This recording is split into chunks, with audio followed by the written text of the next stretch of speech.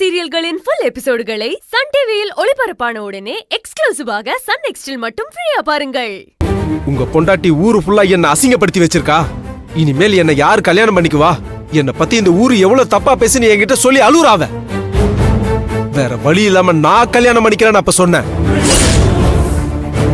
அப்பதான் அந்த பொண்ணு ஓகே சொல்லிச்சு.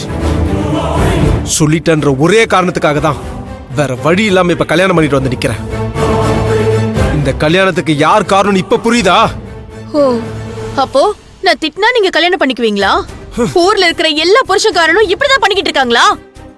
இது நல்லா இருக்குங்க உங்களோட சாக்கு போக்கலாம். புடிச்சிருந்தது கல்யாணம் பண்ணேன்னு சொல்ல வேண்டியதானே? ஏய், அப்படிதான் வெச்சுக்கிய. புடிச்சிருந்ததா கல்யாணம் பண்ணேன்னு வெச்சுக்கிய. அப்படியே இருந்துட்டு போட்டுமே. உனக்கு என்ன தோணுதோ அப்படியே நினைச்சுக்கோ. மாமா. ஏய், மாமாவா? யாரு உனக்கு மாமா? யாரு மாமா? ரகு மாமாவை தான் சொன்னேன். ஏய், தள்ளி நில்றி, தள்ளி நில்றி, தள்ளி நில்ல. ஏன்கா? எது அக்காவா? என்ன எதுக்கு நீ பாக்கான்னு கூப்பிடுற? முதல்ல நீ வெளியில போ, வெளியில போ. ஏய், உனக்கு இருக்கிற எல்லா உரிமையும் அவளுக்கும் இருக்கு. எதுக்காக அவளை வெளியில போக சொல்ற? தேங்க்ஸ் மாமா.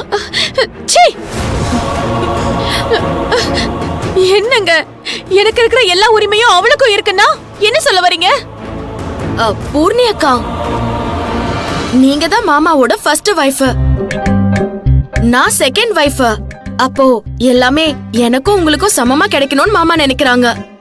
அப்படிதானே மாமா? ஆமாண்டா செல்லம், நீ கரெக்டா சொல்லிருக்க. எனக்கு தெரியும் மாமா, என் மாமா எப்பவுமே கரெக்டா தான் பேசுவாருன்னு எனக்கு தெரியும்.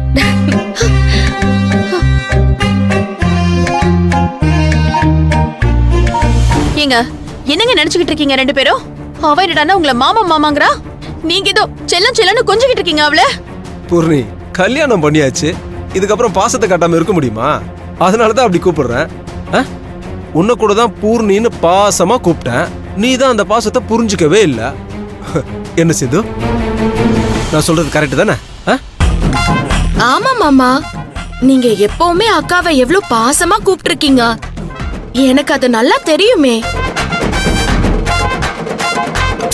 இவ்ளோ திட்டுற அக்காவே நீங்க இவ்ளோ சந்தோஷமா பாத்துக்கும் போது என்னெல்லாம் நீங்க எவ்வளவு சந்தோஷமா பாத்துப்பீங்கன்னு எனக்கு நல்லா தெரியும் மாமா. அதனாலதான் நான் உங்களை கல்யாணம் பண்றதுக்கே சம்மதிச்சேன். ஐயோ ஐயோ கடவுளே, இதெல்லாம் நான் கேட்கணும்னு என் தலையில எழுதிருக்கேன். ஏங்க, அவளை முதல்ல வெளியில போக சொல்லுங்க. இது நம்மளோட ரூம்ங்க. அக்கா, இனிமே எனக்கும் இதான்க்கா ரூம். ஐயோ கடவுளே, நான் எங்க போவேன்? இங்க பாருங்க, என்னால இதுக்கு மேல பொறுக்க முடியாது. நான் ஏதாவது பண்றதுக்குள்ள இவளை முதல்ல வெளியில போக சொல்லுங்க. ஹேய், இது வரைக்கும் பொண்டாட்டியா உனக்கு எல்லா வகையான சப்போர்ட்டும் நான் பண்ணிருக்கேன். நீ தான் அதை புரிஞ்சுக்கவே இல்ல. இப்போவாது எனக்கு பிடிச்ச மாதிரி பொண்டாட்டி கிடைச்சிருக்கேன்னு சந்தோஷப்படு. இல்ல உனக்கு பிடிக்கலையா, நீ கிளம்பி போயிட்டே இரு. டைவர்ஸ் பண்றதா இருந்தாலும் பண்ணிக்கோ, அது கொடுக்கறதுக்கு நான் தயாரா இருக்கேன். ஐயோ மாமா, என்ன டிவோர்ஸ் எல்லாம் சொல்றீங்க? அக்காவும் நம்மளும் ஒரே வீட்ல இருக்கலாம் மாமா.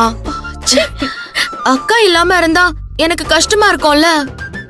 நான் வந்துதான் அக்காவை துரத்தி விட்டுட்டேன்னு ஊர் உலகம் என்ன தப்பா பேசக்கூடாதுல்ல.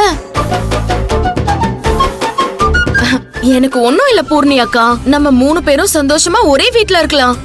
அதுக்கு எனக்கு எந்த வருத்தமும் இல்ல. ஏய், நான் உன்கிட்ட கேட்டனாடி, நாம எல்லாரும் ஒன்னா இருக்கலாம்னு சொல்லி நான் கேட்டனா?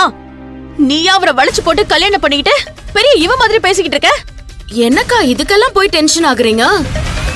இன்னும் எவ்வளவு சடங்கு சம்பிரதாயம் எல்லாம் இருக்கு. சிலதெல்லாம் மூத்த மனைவியா நீங்க தானே முதல்ல நின்னு எடுத்து பண்ணணும். மாமாவும் அத்தையும் வெளியில ஏதோ சடங்கெல்லாம் பண்ணணும்னு கூப்பிட்டாங்க. அதுக்காக தான் நான் உள்ள வந்தேன். பூர்ணி அக்கா கிட்ட நீங்க ஏதாவது தனியா பேசி அவங்கள சமாதானப்படுத்துவீங்கன்னு தான் நான் உள்ள வரல. சமாதானம் ஆயிட்டீங்களாக்கா? உங்களுக்கு ஒன்னும் வருத்தம் இல்லையே? இங்க பாரு, திரும்ப திரும்ப என்ன அக்கா அக்கான்னு கூப்பிட்டு வெறியேத்தாத. உங்க 2 பேரையும் நான் ஏதாவது பண்ணிருவேன் பாத்துக்கோ. ஏய், ஒரு நல்ல விஷயம் நடந்திருக்கு, அத பாராட்டுறதுக்கு மனசுல நான் கூட பரவாயில்ல. சும்மா இருக்க மாட்டே நீ. இப்ப எதுக்கு தைய தக்கான்னு குதிச்சிட்டு இருக்க? சிந்து, மாமாக்கு பால் எடுத்து வை, நான் பின்னாடி வரேன். அக்கா, மாமாவை இந்த வேட்டி சட்டையில பாக்குறதுக்கு லட்சணமா இருக்கார்ல?